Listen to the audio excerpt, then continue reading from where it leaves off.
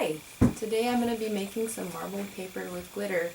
I'm using a kit by Jacquard, and the first step is to mix in alum, which is a mordant, and will make the paint stick to the paper. So I'll be putting 4 tablespoons of mordant alum, it's called alum, into a quart of warm water and dissolving that. It's like a crystal-y powder.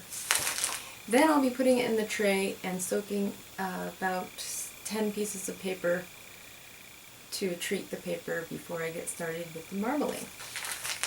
So here I go. I'm going to put the 4 tablespoons of alum into 1 quart of water, warm water.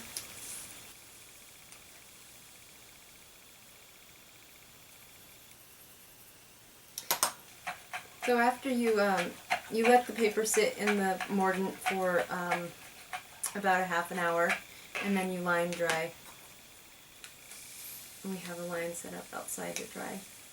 So this is dissolving the alum in the water. I'm probably going to need to use 2 quarts instead of just 1 to fill this pretty large tray, because I'm using pretty big paper.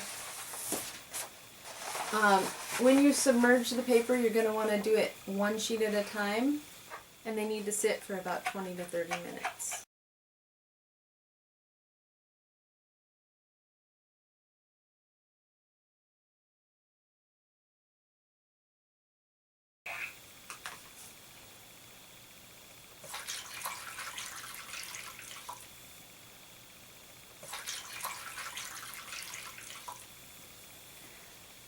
Alright, here's 2 quarts of the alum treated water.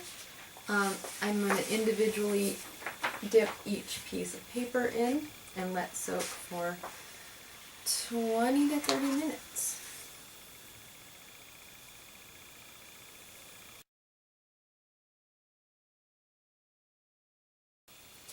We're on to the next step in our process, the sizing. It's a gallon of water and 2 tablespoons of carrageenan. It's basically it's like a seaweed gel formula type stuff.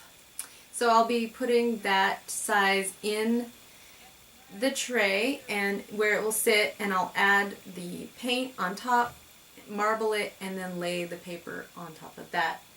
Alright, so I'll get started with adding this, and this is a slow process. It can clump really easily, so you want to just add it super slow and whisk it, or you can blend it. And also you want to make sure, I'm using a different tray than I did for the first one, because the mordant, the alum, will resist the carrageenan. It's a toughie. So yeah, this is really just floating on the top. And it said also to let it sit if you were getting clumps, to just like let it absorb into the water a bit. And just keep whisking. So I have all my carrageenan mixed up, but there's still a few clumps, so I decided to use a strainer so that there wouldn't be any in my solution.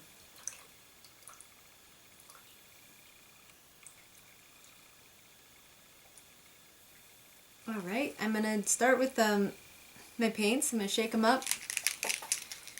I'm thinking about doing reddish purple with some highlights of yellow. So first off we have to cut the tip.